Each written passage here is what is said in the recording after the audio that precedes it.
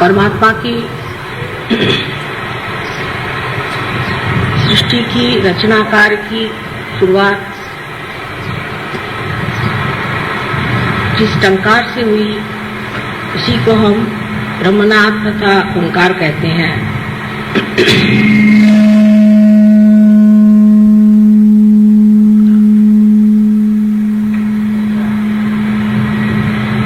इस टंकार से जो नाद विश्व में फैला, वो नाद पवित्रता का था।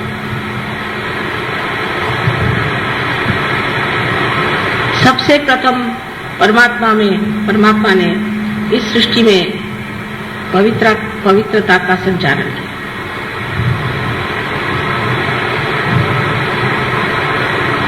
सर्व वातावरण को पवित्र कर दिया। पहले उन्होंने पुनीत किया, जो चैतन्य स्वरूप आज भी आप लोगों को जाना जाता है, आप जान सकते हैं, उसे महसूस कर सकते हैं, उसकी प्रचीति आपको मिल सकती है। वही ओंकार आज चैतन्य स्वरूप आपको भी पवित्र कर रहा है। श्री गणेश की पूजा हर पूजा में हम लोग करते हैं, और आज तो उन्हीं की पूजा का बड़ा भाई ने आप लोगों ने आयोजन किया है। लेकिन जब हम किसी चीज की पूजा करते हैं तो उनमें बहुत सारी विविध स्वरूप की मांगे होती हैं। कुछ लोग होते हैं कामार्थी होते हैं, कुछ लोग पैसा मांगते हैं, कुछ लोग कहते हैं हमारा कार्य ठीक से हो जाए, कुछ कहते हैं कि हमारी दुनिया में बड़ी शोहरत हो जाए, बहुत हमें फेम मिल जाए, सब दूर हमें बड़ा मान मिले। कोई कहता है कि हमारी नौकरी अच्छे से चली तो अच्छा है, कोई कहता हमारा बिजनेस चलना चाहिए, कोई कहता हमारे मकान बनने चाहिए। ये सब कामार्थी बात है। और इसी तरह से मनुष्य की मांगे होते होते वो गणेश की पूजन करता है। यहाँ पर जो सिद्धि विनायक है उसकी भी जागृति मैंने बहुत साल पहले की थी। उससे सब लोग उसे सिद्धि विनायक के पास जाकर के हमें ये चीज दे दो, हमें वो चीज दे दो मांगते हैं। लेकिन ये सिद्धि विनायक ये चीज देने वाला नहीं है, ये वस्तु देने वाला नहीं है। उसके लिए तो बहुत से दुनिया में चमत्कार करने वाले बैठे हैं जो आपको हीरे दे देंगे, पन्ने दे देंगे और आपका सर्वस्व छीन लेंगे। ओंकार स्वयं निराकार, उसका कोई आकार ही नहीं। सो सर्वप्रथम जो श्री गणेश का स्वरूप था वो निराकार। आज हम उनकी साकार में पूजा करते हैं, लेकिन सहयोगियों को जानना चाहिए कि हमारे जीवन का अंतिम लक्ष्य क्या है, हम क्या चाहते हैं, उसकी पूर्ति हमने की है। Have we fulfilled our destiny? हम किस लिए सहयोग में आए? इसलिए आए कि हमारी तंदुरुस्ती ठीक हो जाए, हमारा बिजनेस ठीक हो जाए और हमें बड़ी मान्यता मिले, इलेक्शन में जीत जाए। ये तो सभी मानते हैं, इसमें कौन सी विशेषता है? लेकिन सहयोगियों को ये सोचना चाहिए कि आज जो हम एक नए स्तर पे उठ खड़े हुए हैं, एक नए मंजिल पर खड़े हुए हैं, तो इससे हमें क्या पाने का है और हमारी क्या इच्छा है। फिर यही बात आती है कि जिस गणेश को आप पूछते हैं आज साकार में, उसे निराकार में प्राप्त करना है, उसको अपने अंदर प्राप्त करना है, अपने अंदर विराजना है। ये नहीं कि गए उनको फूल चढ़ा दिए, तो सभी करते, उनको फूल चढ़ा दिया, उनकी पूजा कर दी, माँ की भी पूजा हो गई, गौरी की भी पूजा हो गई। लेकिन उनकी शक्ति आपके अंदर आप संग्रहित कर सकते हैं, उसका आप परिणाम दे सकते हैं, आप उससे अपने चित्त को, अपने मन को, बुद्धि को, वाणी को भी शुद्ध कर सकते हैं। और इसके अलावा आप दूसरों को भी ये शुद्धि दे सकते हैं। ये गणेश ही के जैसा आपको हमने बनाया, हमने आपको आत्म साक्षात्कार जिस तरह से गणेश को बनाया गया उसी प्रकार आपको बनाया, उसमें कोई फर्क नहीं, एक ही तरह से एक ही ढंग से बनाया। लेकिन कहाँ गणेश?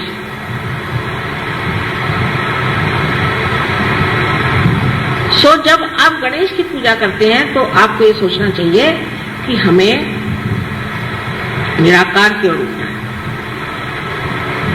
निराकार से एकाकारिता लें। हम तो साकारी के पीछे में दौड़ते हैं। अभी एक साथ कोई पूरी मिली के सहयोगी पूना में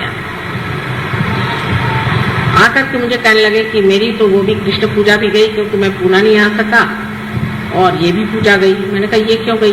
पहले असल में मैं वहां से गणपति लेकर के आता हूँ अपने भाई के यहाँ, और हमारे 3 दिन का उत्सव होता तो गणपति लेके मैं यहाँ आया और वहां की तो पूजा मेरी मिस हो गई। मैंने अभी तक अज्ञान वहीं के वहां बैठा हुआ,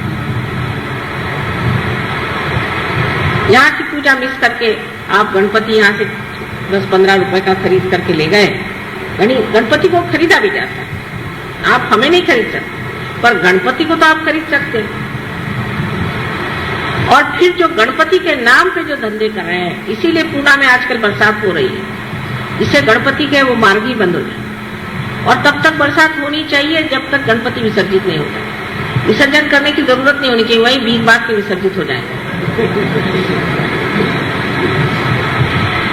वहां के गणपति के मैंने जो किस्से सुने, मैं तो एकदम अवाक रह गई कि श्री गणपति को बिठाया है और उनके सामने शराब पीते हैं, वहां बैठ के शराब पीते हैं, गंदे गंदे गाने गाते हैं, उसके आगे गंदे गंदे नृत्य करते हैं, और सब गंदी तरह की औरतें वहां जमी रहती हैं और सब तरह के धंधे करते हैं।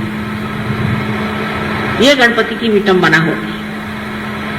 अब एक ये मार्ग लोकमान्य तिलक ने बताया था कि इसको गणपति को सामाजिक बना दीजिए, और सामाजिकता में जो है आपके सामने एक चीज ऐसी रहेगी जिसके सामने आप बड़े बड़े ऐसे संगीत के या व्याख्यान मालाओं के इस तरह के आप कार्यक्रम बनाएं जिससे लोगों में एक तरह की जागरण हो जाए। ये तो अच्छे भले लोगों को खराबी के रास्ते पर ले जाने की पूरी व्यवस्था ऐसे गणपतियों ने की है, और जितना बड़ा गणपति उतना ही वहां पाप ज्यादा।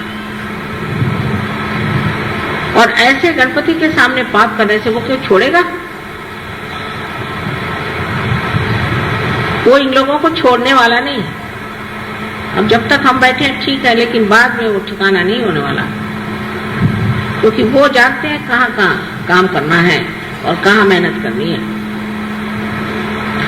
और मुझे यही डर लगता है कि होने क्या वाला है। पुण्य पट्टनम जिसे कहते हैं, ऐसे पुणे शहर में एक तो वैसे एक राक्षस बैठा हुआ है और भी बहुत सारे वहां इकट्ठे हो गए। उसके अलावा ये जो गणपति के नाम पर अनाचार शुरू कर दिया है, इसे क्या कहा जाए?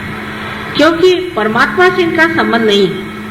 गणपति की पूजा करना है ना, अच्छा गणपति जी बैठ जाइए, आप तो बैठे हुए हैं, हमने आपको खरीद के लाया, तो आप तो हमारे हाथ में, आप गणपति को बिठा दीजिए, उनके सामने जो भी करिए वो करेगा, या तो मिट्टी है हम तो खरीद के लाए बाजार से, और फिर हमारे हाथ में जब चाहे विसर्जित कर दे।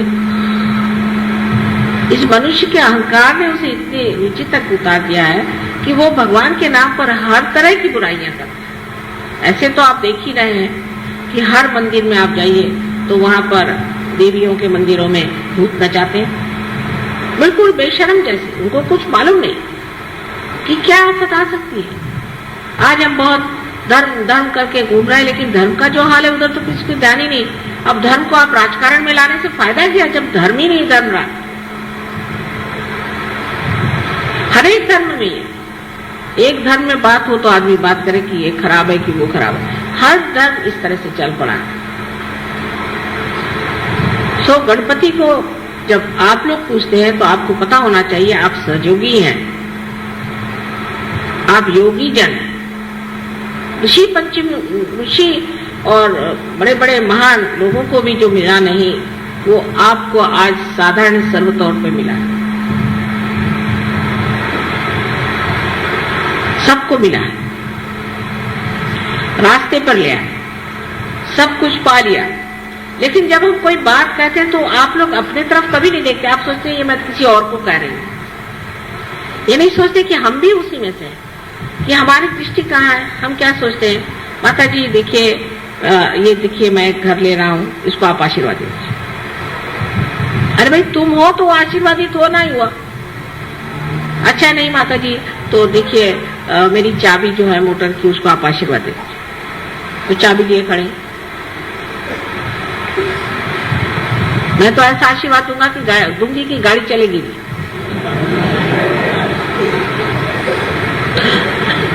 और फिर जबरदस्ती करना कि आप मेरे घर आओ, मेरे घर नहीं आओगे तो ये होगा। और वहां जाकर के सुनेंगे क्या कि मेरा बिजनेस ऐसा है, मेरा ऐसा है, मेरा वैसा। ये सहयोगियों के लक्षण नहीं है। सहयोग जो करते हैं उनको याद रखना चाहिए कि हमें निराकार में उतरना है। यानी आप निराकार नहीं होने वाले, साकार में रहते हुए ही निराकार के आप पूरी तरह से माध्यम बनने वाले हैं। आपसे तो अच्छे रेडियो है, जिसको रेडियो बना दिया। अगर सब किसी को रेडियो बनाए तो उसने अपने हाथ से रेडियो बनाया और उसको जब कनेक्शन किया तो उसमें से संगीत सुनाई देता। कोई रेडियो धूल तो नहीं फेंकता। तो सर्वप्रथम हमारे अंदर गणेश जी को हमें जगाना है। सिर्फ पूजा मात्र नहीं, लेकिन उसे अगर जगाना है तो सर्वप्रथम हमें देखना चाहिए कि हमें शुद्ध होना है, हमारे अंदर शुद्धता आनी चाहिए। सबसे पहली शुद्धता है कि हमारे जो मौलिक बातें हैं उसकी ओर ध्यान देना। आजकल के सिनेमा और आजकल की सब चीजें आने से हमारी आंखें तक खराब हो गई और वो अबोधिता, वो निश्चल और निर्वाज प्यार संसार से मिट गया है। कोई सोच भी नहीं सकता कि ऐसा कोई प्यार कर सकता। और इस उधेड़ गुण में मनुष्य रहता है कि किस तरह से हम इस कार्य को ऐसा करें कि जो सहयोग भी चलता रहे और हमारे ये धंधे भी चलते रहे। जैसे कल एक देवी जी आके मुझे कहने लगी कि मेरे पति एक दूसरी औरत के पीछे पागल है। मैं कहा उसको छोड़ो, नहीं कहले, वो तो कह रहे मैं परम सहयोगी हूँ, मुझे कैवल्य मिल गया और माता जी से संबंध मेरा और है और ये संबंध मेरा और है। मगर के ऊपर चढ़ के आप नाव में नहीं उतर सकते। और जो लोग इस तरह के कामों में और इस चीज में अभी भी उलझ रहे हैं, उनको उचित है कि वो सहयोग छोड़ के और हमें रिहाई दें और अपने से छुट्टी पाए। क्योंकि उनका जो होना है वो तो होगा ही, लेकिन सहयोग बेकार में बदनाम होगा। अभी भी अगर चित्त इस तरह से उलझता है तो समझ लेना चाहिए कि इसे कहते हैं कि बिल्कुल ही बुनियादी चीज, बेसिक्स आपने नहीं पाए हैं गणेश जी के। बेसिक्स महाराष्ट्र में ये चीज कुछ अकल कम है लोगों को। औरतों के पीछे भागना कुछ समझ नहीं आता, ये कुछ अजीब चीज मानी जाती है। यहाँ कुछ बस अपने यहीं कहीं किसी से शादी हो जाए, चलो वही अपनी बीबी हो गई, इस तरह से वो आ जाता है। यहाँ पे औरतों का पागलपन नहीं है। पर मैंने सुना कि साउथ इंडिया में भी बहुत है। एक कोई राजा थे, उनके सुनते हैं कि 12,000 पत्नियां थी। बड़े आश्चर्य की बात। और उनमें से कुछ तो पैदल चलती थी बेचारी, कुछ पालकी में चलती थी, कुछ घोड़े पर, कुछ हाथी पर। फिर उनको ये इच्छा हुई कि एक और औरत करनी चाहिए, तो उन्होंने उस औरत की कोशिश करी। जब उसके लिए कोशिश करी तो वो उसने मना कर दिया कि मुझे नहीं आप क्या इसमें शामिल होना। तो उन्होंने चढ़ाई कर दी। उस वक्त एक मुसलमान राजा वहां पर था, तुगलक। उसने उस चढ़ाई का मुंह तोड़ जवाब दिया और वो हार गया और उसकी 12,000 औरतें भी भाग गई। उसको एक औरत कठिन गई। हमारे सहयोगियों को भी समझना चाहिए कि हमें किस तरह से अपनी शक्ति को अपने अंदर पूर्णतया जीवित रखना चाहिए और किस तरह से हमें अपनी वर्जिनिटी पर, अपने कौमारी व्यवस्था पर, अपनी गौरी स्थिति पर बहुत गर्व होना चाहिए, क्योंकि यही स्त्री की शक्ति है। अगर यह स्त्री की शक्ति छिन जाती है तो फिर ऐसी स्त्री किसी काम की नहीं रह जाती। और इसीलिए ऐसी स्त्री को कोई पूछता भी नहीं और उसे मानता भी नहीं। हालांकि आजकल आप दुनिया में देखते हैं कि लोग जो हैं, बहुसंख्य लोग जो हैं, बहुसंख्य, ये लोग ऐसी औरतों को मानते हैं जो बिल्कुल मशहूर कहना चाहिए गंदगी से लबालब है, जिनमें पवित्रता छुई भी नहीं। सो ये जो बहुसंख्य हैं, ये एक ही मार्ग से जा रहे हैं अपने नर्क की ओर। बहुसंख्य जाएंगे और वहां बहुसंख्यों का जो हाल होने वाला है वो मुझे आज ही दिखाई दे रहा है। बहरहाल आप बहुसंख्य नहीं, आप अल्पसंख्य हैं और आपकी स्थिति और है। इसलिए जान लीजिए कि इस तरह के कामों में उलझना आपको बिल्कुल शोभा नहीं देता। और अभी भी थोड़े थोड़े लोगों में मैं देखती हूँ उनका चित्त इधर उधर बहुत घूमता है। ये तो सबसे प्रथम चीज हमें जाननी चाहिए कि हमारी नैतिकता जो है, कम से कम हमारी नैतिकता ठीक होनी चाहिए। अब दूसरी जो चीज हिंदुस्तानियों में है, खास करके जो परदेश में छूटी है, उनका नैतिकता का बल कम है, लेकिन भौतिकता का बल वहां जबरदस्त है, क्योंकि उनको भौतिक चीजों में कोई दिलचस्पी नहीं, भौतिक चीज उनको कोई मनोरंजक नहीं लगती। पर हिंदुस्तानियों की तो आके हर एक दुकान में जब तक उसका सब एडवर्टीजमेंट पढ़ के वो न हो जाए तब तक उनको चैन नहीं आता। हर पीछे मुड़ मुड़ के पढ़ेंगे हर एडवर्टीजमेंट, यहाँ क्या मिलता है, वहां क्या मिलता है, यहाँ क्या खरीदना, वहां क्या। और जब परदेश में भी ये जाते हैं तो बाजारी की धुन में रहते हैं, बहुत शर्म आती है। और जब यहाँ से भी परदेश में जाते हैं, जो शादी वादी होकर जाते हैं, वो तो इस कदर भौतिक लोग होते हैं कि समझ में नहीं आता कि इनकी भौतिकता क्या है। गणपतिपुरे में भी ऐसा दिखाई देता है कि लोग यानी ये कि भाई साहब हमें एक चीज मिली है लेकिन अभी तक हमें ये चीज नहीं मिली तो ये भी दे दीजिए। कितना ओछा, सब पैर की ठोकर पे होना चाहिए। तब आपने कहीं अपनी आंख उस निराकार के ओर उठाई कि जहां सारी भौतिकता ठोकर पे। जब तक ये शान आपके अंदर नहीं आएगी तो आप कहाँ के सहयोगी हो सकते हैं। तुकाराम को देखिए, ठीक है आप जिस पोजीशन में हैं उसके तरह से रहिए। जैसे राजा जनक थे, राजा थे तो राजा बन के रहते थे, पर सब ठोकरों पे चीजें रखते थे। और जब तक आपके अंदर ये भौतिकता बंधी हुई है तो आपका पहला ही जो चरण है वो मंदिर में ही नहीं आ सकता। श्री गणेश ठीक है, माँ है वो देना चाहती है, क्योंकि इसी तरह से तो मैं जता सकती हूँ कि आपको प्यार करती हूँ, लेकिन इसका मतलब नहीं कि मेरे लिए वो बहुत बड़ी चीज है। बहुत बार शब्दों से नहीं कहा जा सकता। मेरे कटाक्ष को आप समझ नहीं पाते, तब हो सकता है चीजों से ही मैं जाहिर करना चाहती हूँ कि मैं आपके साथ हूँ और आप मेरे साथ हैं, आप मेरे बच्चे हैं। लेकिन इसका मतलब नहीं कि आप पागलों जैसे भौतिकता पे लुटे रहे। और कभी कभी तो इतना कमाल होता है कि किसी को कोई चीज दे भी दो तो कहते साहब ये तो चीज मैं पहनती नहीं हूँ, मुझे ये चीज नहीं चाहिए, मुझे दूसरी चीज वैसी मैं पहनती। धन्य है आप। अरे भाई, शबरी के जिन्होंने झूठे बेर खाए, विदुर के घर जिन्होंने जाके साग खाया, ऐसे सब महान हमारे साथ लोग हैं और आपके सामने भी हैं, आपसे कोई छिपे नहीं।